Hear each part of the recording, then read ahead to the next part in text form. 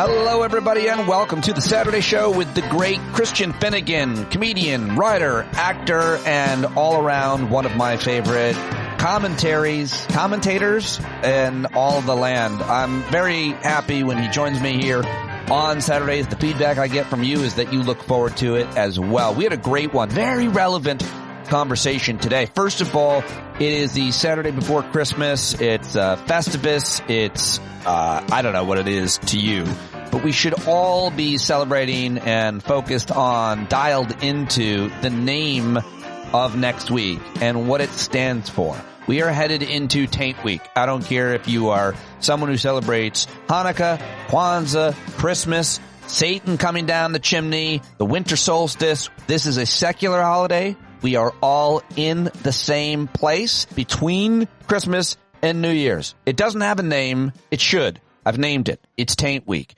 It doesn't have a well-articulated mission or definition or explanation for what should happen during this week here and around the world. It shouldn't just be an American thing. But we work hard. We're mostly capitalists, whether we want to be or not. We feel guilty when we're not working. This is the week to really not do anything. If you want to work, you get more done this week, fine. But if you don't want to do anything at all, you don't want to exercise, you don't want to work, you don't want to talk to anybody, you just want to lie there on your couch or in your bed and watch stuff, that's fine.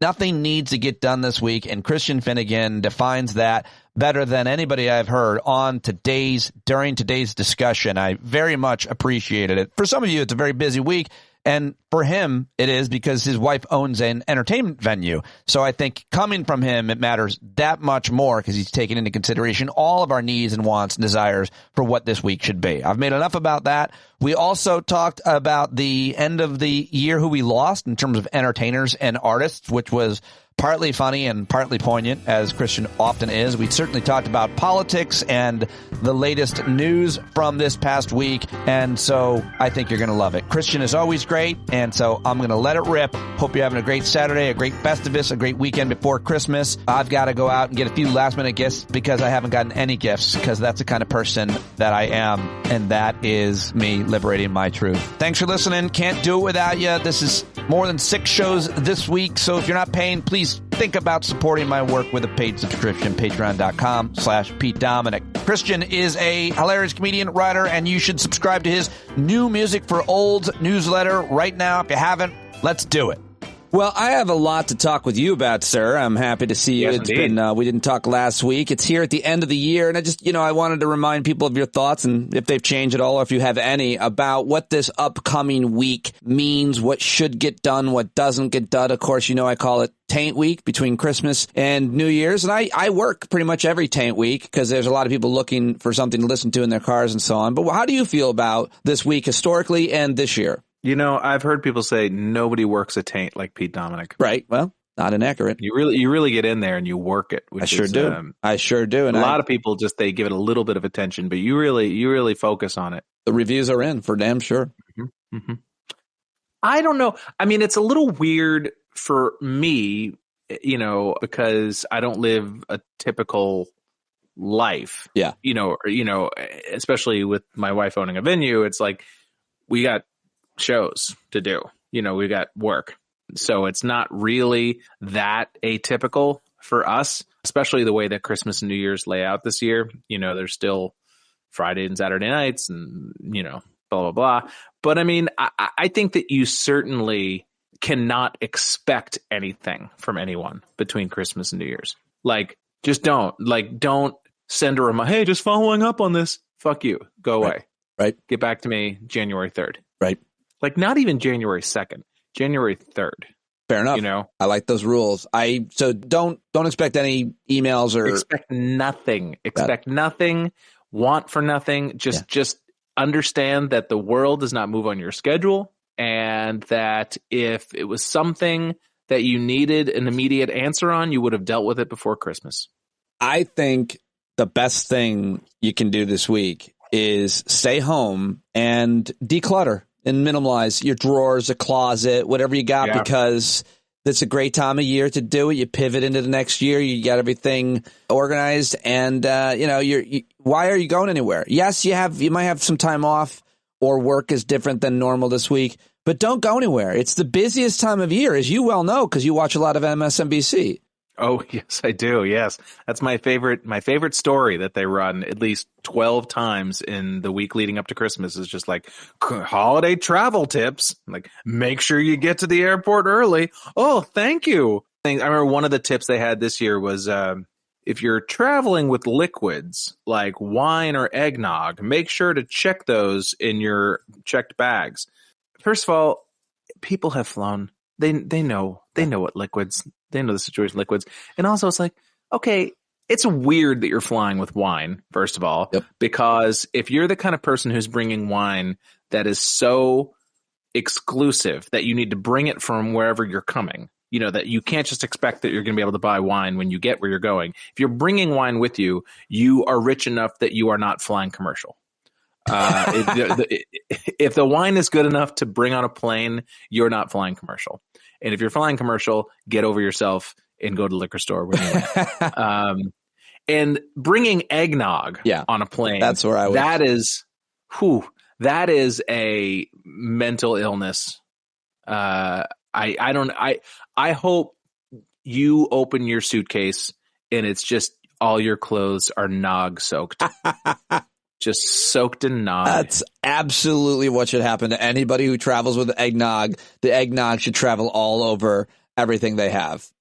Yeah. And I'm sure there's probably comedians who, this is probably a hack observation, but where are the other nogs? What about, fruit nog or, beef nog? Wouldn't you like a good beef nog? I feel like at the Renaissance Fair, they just have just nog. Just nog. Okay, that's just a general nog. Yeah. I feel like maybe I need to research this. Like, I wonder, is eggnog redundant? Like, maybe is all nog eggnog by disgusting. I may have to try some. It has to come from the nog region of ancient England. Otherwise, it's just sparkling vomit. I haven't been to a Christmas party since pre-pandemic, so I don't know where I would be seeing eggnog. I certainly wouldn't buy it, but I will say I've heard so much talk of it this year for some reason. The next time I do see it, I'm going to go ahead and have a sip. It's actually not bad. It just tastes like you're drinking pancake batter. Yeah. It feels like you're drinking pancake batter. Yeah, like, I don't want it. There's no way when you're having eggnog that you're like, yeah, this is what my body needs. This is definitely This is definitely what, everything in me is craving. This is the nutrition that my body's looking for. Super good point. Well, I wanted to ask you about a couple of other things from this past week, one of the last weeks of the year. I always love to ask you here on a Saturday, a couple questions about the week. And we got good news on Friday. The president, the current one, the Joe Biden one, he announced that thousands of people convicted and use of simple possession of marijuana would be eligible for pardons. And he's continuing to push for reform of the criminal justice system on marijuana laws. But he pardoned thousands of people for marijuana use and possession arrests. Thoughts? I mean, I guess he's soft on crime, like we've always been saying. Right. These people should be, you do the crime, you do the time. That's a good point. They knew what they were getting into when they absolutely broke the laws. They absolutely broke the laws. And, we live in a country, we live in a society, people. And if you're going to smoke a doob, then you should be prepared to do upwards of 15 to 20 years. That is my policy. You've been caught twice before, then life. I think life is absolutely. Three strikes and you are shot on sight. Yes. Which I feel like we're about 2 years of another Trump presidency away from. I try not to get dark. I am so preemptively exhausted by 2024. Yeah. Like I am anticipatorily exhausted. I'm going to go ahead and say I feel similarly. I'm scared, but I'm in a weird phase now where I've convinced myself, like I have some kind of callus because I have to talk about it every day and think about it a lot. I think I'm going to be okay with it if he's president again. You know what? It is what it is. We'll figure it out. I don't want to be, but I worry that like we're becoming doomers about it, and that then becomes a self-fulfilling prophecy. That's what I'm worried about too. That's what I'm trying not to. I'm trying not to be that way. Like, I don't think it's going to happen. I don't want it to happen. But if it happens and I can still grow raspberries, I will find joy. I will be worried about people far more vulnerable than me and the planet and everything every day. But like, I don't know. I'll find ways, because it was so hard when he was president before, because you didn't know. And I think maybe I've matured. I don't know. Yeah, I don't know either. I mean, I do think, and I'm not the first person to make this observation, but a lot of the anti-Biden sentiment is people who are expressing anger and displeasure about certain specific things, a la Gaza,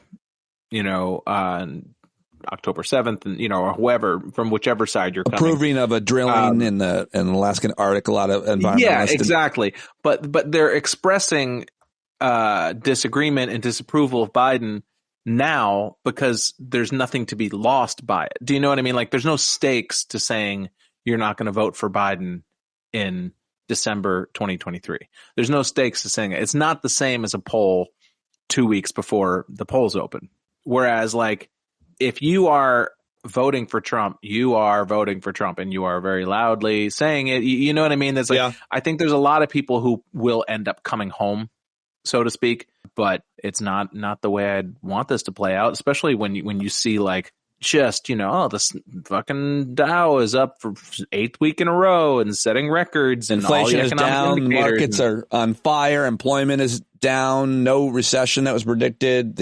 I know, and people don't ever compare us to what's going on in the rest of the world, because we are in such better shape than any of the other major developed nations. And I understand that, like, none of that matters if you notice that the price of your deli sandwich has gone up $3 in the past 2 years, which I think is true for most of us, and I have my own non-economics degree theories about why that is. I mean, obviously everything went up during the pandemic, and we also got used to just tipping everyone for everything, and everybody started using Apple Pay and using their phones, and I think prices raised for either legitimate or exaggerated reasons.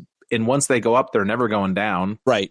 Very few places are going to be like, hey, you know what? The economy is in a better place. Let's lower our prices. Right. People don't lower prices until literally people can't afford to pay for, Yeah, well, a lot of wages went up too, and people had saved more money. There's a lot of, I haven't really looked at the scholarly. Nobody ever thinks like, oh my God, I'm making $15,000 a year more than I used to.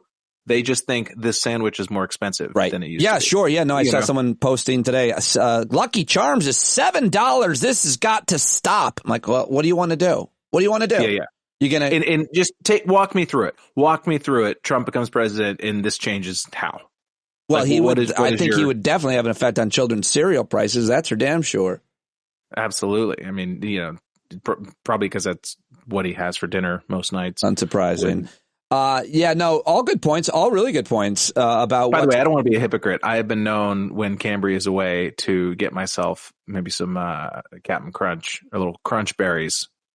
No, I'm not above it. Dangerous. Raisin Bran Crisp is my Raisin Bran Crunch is my go-to adult-ish cereal. Good source of fiber. If I'm really wanting to turn into the skid, I'll get the Crunch berries. Yeah, that's dangerous. That's when you know things are. Probably it's not going to be the best week. Nah. Or it hasn't been. Or it might be the best week. It all depends on how much you're compensating for something, clearly. Something's not going right. We always are. Speaking of which, the former disgraced president, I didn't talk to you, and I just wanted to get your take on, granted, we're talking about his potential for re-election and how to deal with that spiritually and emotionally. But he has upped the rhetoric since we last talked. And he has denied now reading Mein Kampf, which is a pretty surreal thing to hear a guy say that he died. And he wasn't even asked. He just denied it during his speech. And then he's trying to he's trying to separate himself from Hitler. And at the same time, the guy who came up with the Godwin's Law, Mike Godwin, has come out and said, which is, of course, the short way of internet adage of asserting that when an online discussion grows longer, the probability of comparing involving Nazis or Hitler approaches. This is from 1990 when he's originally profited. This guy now is saying it's okay. It's okay to compare Trump and Hitler, and he's the guy who came up with that law. So your thoughts on his rhetoric and what, if anything, it means, why he's doing it, and how we should be reacting to it? Well, first of all, I actually, in this instance, I 100% believe him that he has not read Mein Kampf. I don't believe he's read anything. But I think he might have read Hitler's speeches. His ex-wife said he had Hitler's speeches. I think Trump subscribes to the great man theory of history, that there are certain people who are stars.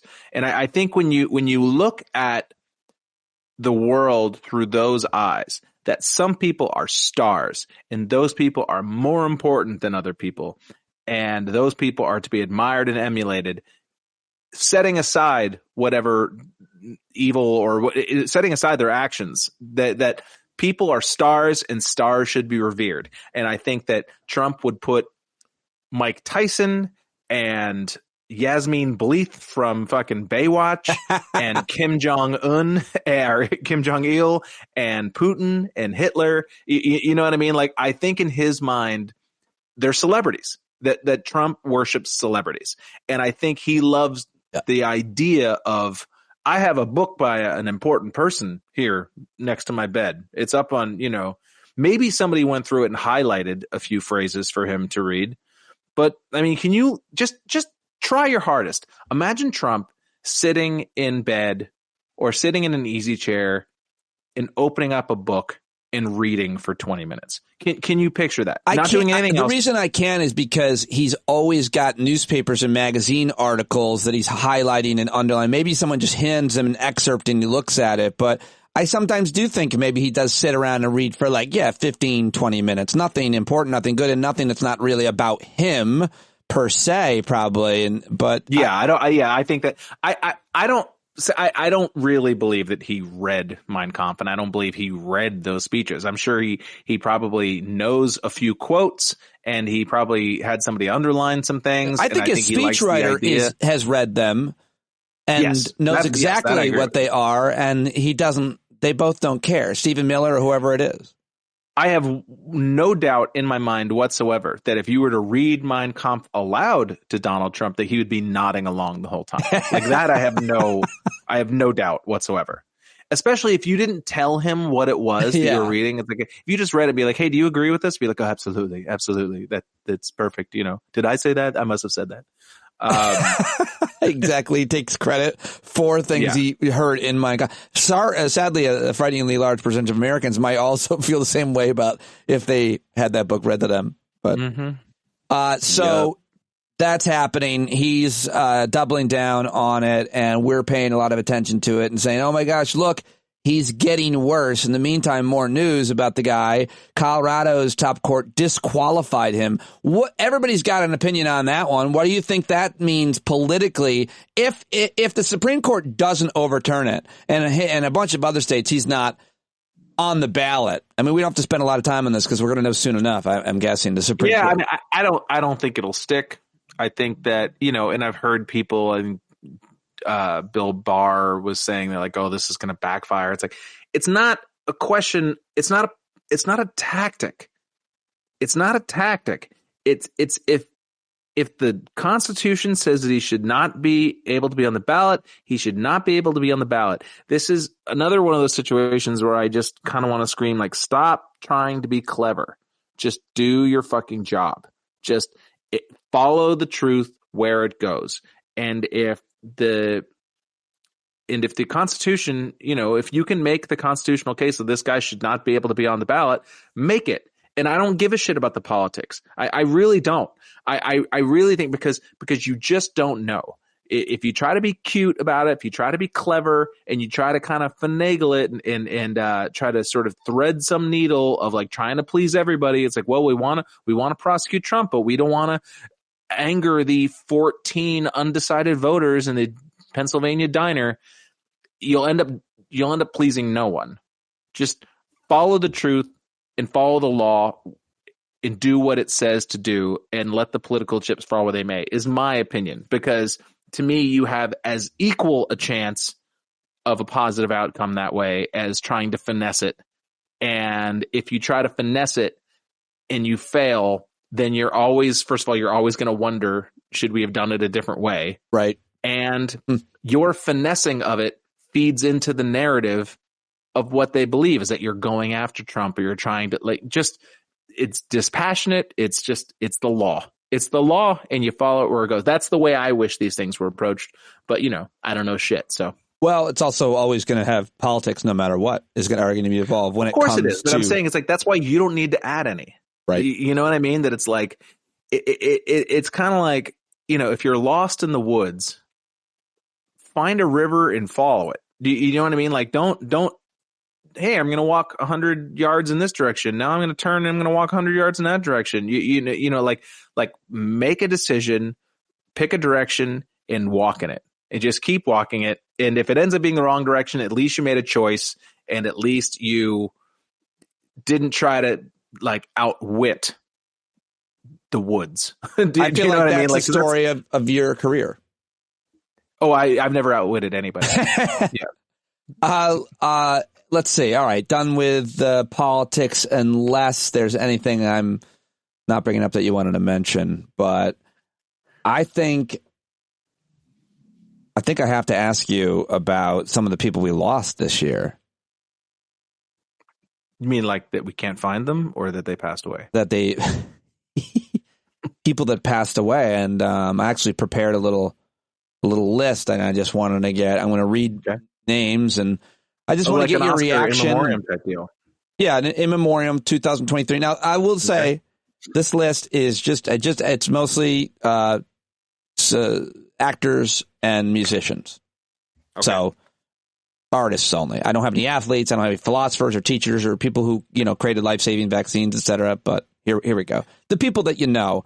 And then I prepared low-hanging pop cultural fruits. Yeah. I picked some royalty-free music for you to make fun of as well. Okay. All right. Are you ready? And just maybe if you have any 1 word, 2 words about any of these people. If you don't, that's fine. Okay. All right. As well. Where'd my music go? Here we go. Okay. Here's who we lost in 2023. Andre Brower. Child molester. No, I'm just joking. You said a bad one. Are you going to say child molester for all of these? No, of course not. Right. Well, you said if I had 1 or 2 words. I came in hot there, I will admit. Andre Brower, dependable. Ryan, where's this royalty music? Are you playing it? I don't hear anything. Oh, you don't hear the music? I don't hear the music. Oh, shoot. That didn't work. I mean, I'll just go ahead and pretend that it sucks because, I know you and music, so. How about this? Ryan O'Neal. I always kind of thought that he was thought of as a bad actor. I don't really have any strong feelings about Ryan O'Neal, but when he died, everybody was like, he's amazing. So maybe the narrative was incorrect. I don't really have any strong feelings. Norman Lear. TV legend, created a lot of our childhood memories. Matthew Perry. Sad, very LA. Like the whole story to me is very Los Angeles. Mm-hmm. Richard Roundtree? Shaft. Shut your mouth. Yeah. Suzanne Summers? Still using my Thigh Master every day. Jimmy Buffett. I hope he's enjoying a cheeseburger in paradise. You didn't like his music, did you? I can tell. Not my thing. Bob Barker. Seemed like a good guy. Not my thing. Bob Barker. Finally, dogs everywhere can keep their balls in peace. Not have to worry about it. That's right. That is a good point. He's like the Babadook for like dogs' testicles. Like he's like Candyman. Like a dog can't bark Bob Barker into a mirror. The strange legacy Barker has. Pee Wee Herman, Paul Rubens. I mean, legend. Yeah. I mean, again, One of probably the 10 most memorable people from his decade. Wow. Of the 80s, I would say. Tony Bennett. Tony Bennett sat across from him on a plane once on a little puddle jumper from LA to Fresno, and it was like 8:30 in the morning, wearing a full 3-piece suit, pocket square, sunglasses. I love it when people look like they're supposed to look. Love it. Sinead O'Connor. Big fan. I didn't get it when I was a teenager. I think I was scared of any woman who seemed angry. And so I kind of, but now in retrospect, I have become a massive fan over the last 20 years or so. Alan Arkin. Good dude. Don't have any opinions. Tina Turner. Tina Turner. Fantastic, kind of almost the archetypal rock and roll voice. A little bit of sand in it, a little bit of grit. Maybe not the world-beating musical champion that sometimes people make her out to be, but a legend, obviously. Gordon Lightfoot. It's one of those names that you heard as a kid that sounded like a punchline. Do you know what I mean? Yeah, for sure. Gordon Lightfoot, like that doesn't sound like a real person's name, but you know, he's a couple songs. Harry Belafonte. I was trying to think of something like he was like a legend in the civil rights movement. I was just going to be like, he was, I don't know. I'm sure he has other songs than Deo. Let's say it that way. It's probably too bad that someone with such a legacy has been reduced to a one-hit wonder in people's minds. Lance Reddick. Lance Reddick, a.k.a. Lieutenant Daniels from The Wire. Gone, not forgotten. Tom Sizemore. Again, a very LA type dude. Very, very Los Angeles in his interests and controversies and habits. Best to his family. Seemed like kind of a jerk. Richard Belzer. One of those comics that everybody that I admire admires, but never really got it personally. Raquel Welch. No feelings other than that poster of her that they have in Shawshank is like an all-time hot picture of a woman. Yeah. Burt Bacharach. Hall of Fame hotness. Burt Bacharach, total genius. Probably the most like musically complicated dude to ever be like a big top 40 hit maker, I'd say. David Crosby.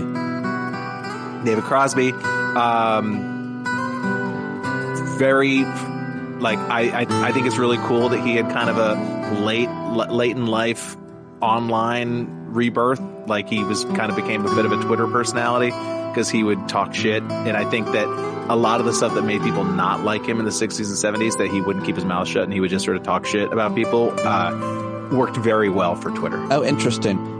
3 more. Lisa Marie Presley.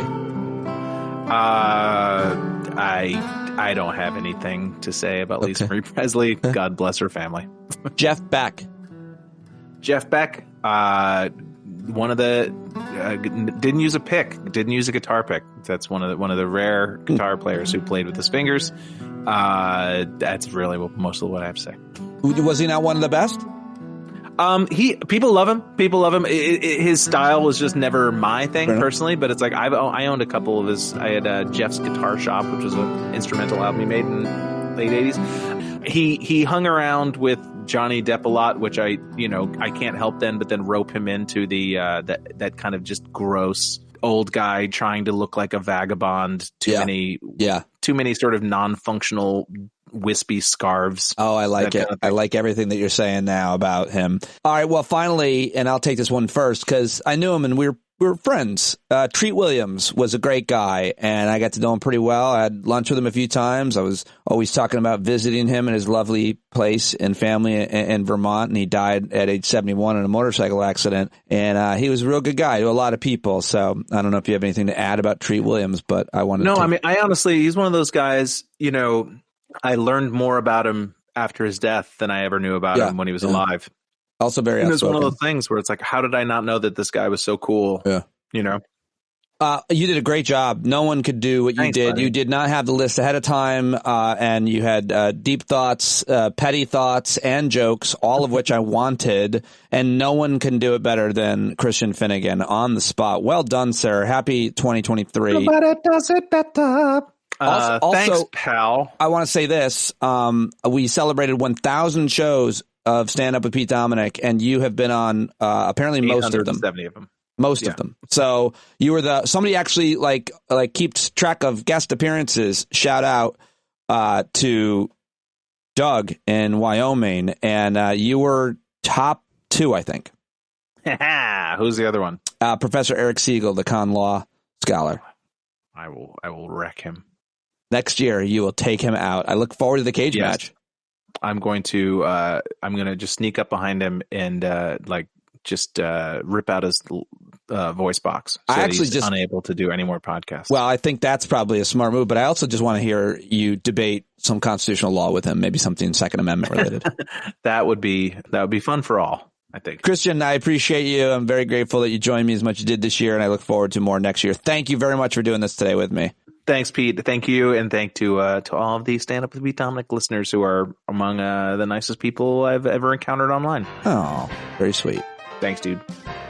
Thank you, Christian Finnegan, and thank you for listening, you bumblebees here at the end. This may be my last show before Christmas, might not. I don't know. We'll see what happens next week, Taint Week, with my production. I might be a total hypocrite in the end and do nothing myself, but I do plan to produce a bunch of conversations and hopefully get them out there for you every day next week that I can. I hope you and your family have a very Merry Christmas and a Happy New Year. I'm sure you'll hear from me before then, and you can always reach out to me anytime. See you on the Discord chat, where a whole bunch of people are always connecting and celebrating and creating new relationships there. And that's it. That's all I've got for you right now. Thank you very, very much. I love you guys. You're the best. Bye-bye. Hey, you've been sitting so long, you got the creaky knees, you gotta stand up, stand up. I think you're driving wheels with leaking grease.